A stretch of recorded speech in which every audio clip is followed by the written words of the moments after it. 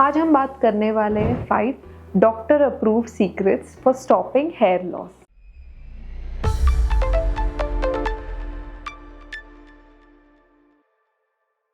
Hi, I'm Dr. Namrata Puttur, a consultant dermatologist at Clear Skin and Hair MD Pune, और आज हम इस secret के बारे में बात करते हैं। So first one, real cause जानना। हम बहुत बार देखते हैं कि पेशेंट को अगर हेयर लॉस होने लग गया या हेयर बहुत सारे स्ट्रैंड्स गिर रहे तो वो तुरंत न्यू शैम्पू ट्राई करते हैं, न्यू ऑयल ट्राई करते हैं, कोई मेडिसिन लेने लग जाते हैं without knowing the actual cause के उनके हेयर फॉल के लिए। सो मोस्ट इम्पॉर्टेंट जो पहला कॉज होता है वो जेनेटिक्स होता है। So male pattern, female pattern baldness एक बहुत कॉमन जेनेटिक कॉज है। उसके अलावा न्यूट्रिशनल डेफिशिएंसीज होती है, जैसे आयरन, जिंक, विटामिन डी। इनकी न्यूट्रिशनल डेफिशिएंसीज बहुत बार लोगों में हेयर फॉल ट्रिगर करती है। फिर होता है स्ट्रेस। अगर आपके कोई न्यू जॉब चेंज हुई है तो उसकी वजह से, या सिटीज़ मूव कर रहे हो, वो स्ट्रेस होता है। अगर कोई इन्फेक्शन रिसेंटली अगर वो बीमार पड़े, या जब देखा गया है कि कोविड हो गया है तो उसके बाद बहुत सारे लोगों को हेयर फॉल होता है। So that is one of the most common reasons for hair fall. उसके अलावा स्कैल्प के कंडीशंस लाइक डैंड्रफ, कोई फंगल इन्फेक्शन हो या सोरियासिस हो, ये सारे रीजंस की वजह से हेयर फॉल ज़्यादा हो सकता है। एंड एक डर्मेटोलॉजिस्ट को ये देखना बहुत ज़रूरी है कि क्या रीज़न से हो रहा है, वरना कोई भी आप रेमेडीज़, होम रेमेडीज़ ट्राई कर लो, उससे आपका जो मेन कॉज है वो नहीं ठीक होने वाला। Next we come to nourishment. So बहुत बार देखा है कि all of this nutritional deficiencies, उनके वजह से हेयर फॉल बहुत हो रहा है। जैसे इंडिया जैसे कंट्री में बहुत फीमेल्स में आयरन और फेरेटिन की कमी होती है, उनके पीरियड्स में ब्लड लॉस होता है, एंड इसकी वजह से आयरन इतने कम होता है आपका हीमोग्लोबिन कि आपके हेयर को कुछ रीच नहीं होता। B12 की भी डेफिशिएंसीज देखे गए। फिर प्रोटीन, इंडियन डाइट में प्रोटीन बहुत थोड़ा डेफिशिएंट होता है, तो of course most of us इतना प्रोटीन नहीं खा रहे हैं, एंड अगेन इसकी कमी से हेयर फॉल होता है। Most of your hair is made up of protein, nearly 98%. Next, use scientifically proven methods to correct your hair loss.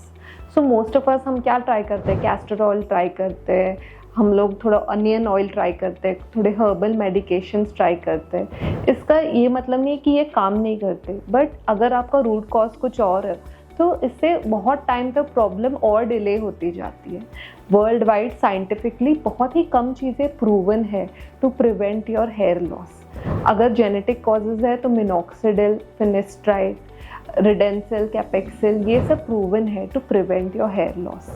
अगर कोई ऑटोइम्यून कंडीशंस है तो corticosteroids are proven to work, tofacitinib is proven to work. Secret number 4, advance therapies for hair growth. So बहुत बार देखा गया है कि all of these treatments also काम नहीं करते। सो उसके टाइम पे फिर आपको और बेटर थिंग्स लेनी चाहिए। जैसे डर्मेटोलॉजी अब बहुत चेंज हो चुका है। अब वी हैव PRP, जिसमें हम आपका ब्लड लेते हैं, उसको सेंट्रीफ्यूज करके थोड़े ग्रोथ फैक्टर्स, प्लेटलेट्स निकाल के इंजेक्ट करते हैं, जिससे आपके हेयर को वो स्टिमुलेशन मिलता है ग्रो होने के लिए। उसके अलावा हमारे पास ग्रोथ फैक्टर कॉन्सेंट्रेट है, जिसमें सेम चीज़ but then you have even more growth factors. फिर यू ऑल्सो हैव एक्सोसोम्स, जो न्यू टेक्नोलॉजीज है, QR678। All of this also help to boost आपके हेयर ग्रोथ को।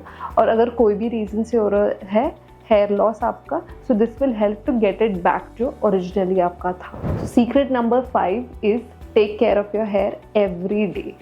सो ये नहीं है कि आपने 1-2 मंथ ऐसे कर लिया तो आपका हेयर बेस्ट रहेगा, प्रोटेक्टेड रहेगा। नहीं, लॉन्ग टर्म भी don't use very harsh shampoos. Try करो कि मे बी सल्फेट फ्री हो आपके शैम्पूज। इसके अलावा जो पिलोज़ है, may be you can keep that silk और सैटिन के pillows. Keep changing your pillows if you are feeling कि बहुत रफ हो रहा है। टाइट हेयर स्टाइल्स नहीं करने, क्योंकि टाइट पोनीटेल से बहुत बार ट्रैक्शन एलोपेशिया, यानी यहाँ से जो बाल है वो जाते हैं थोड़े।